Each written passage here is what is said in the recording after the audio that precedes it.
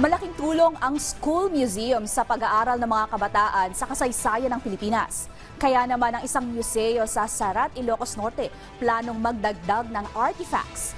Ang detalye sa Balitang Pambansa ni Rani Dorilag ng Radyo Pilipinas Lawag.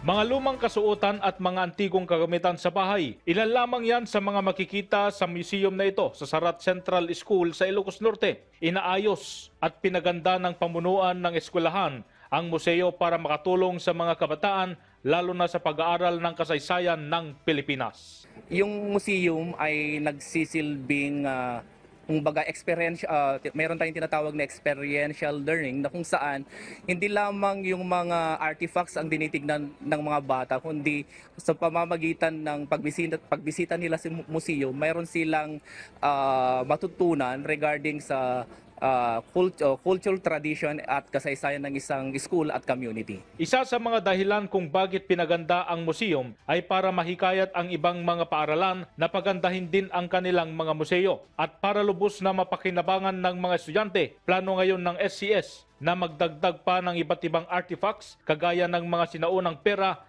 na ginamit sa kalakalan sa bansa. Ilan nga sa mga kagamitan na nakadisplay sa museo ay idinonate o binigay sa eskwelahan. Laking pasasalamat po namin sa mga taong bayan ng Sarat, Ilocos Norte dahil napaka-generous po nila nang kami po ay lumabas upang humingi ng mga artifacts na ito na may di-display sa ating museum. Taong 1998 nang itatag ang museo ng Sarat Central School. Sa taon ding ito, ginawaran bilang Best School Museum sa buong Pilipinas. Ang SCS ay itinayo sa tuktok ng isang burol kung saan tanaw ang Padsan River at nagsilbing watchtower noong panahon ng pananakop ng Kastila.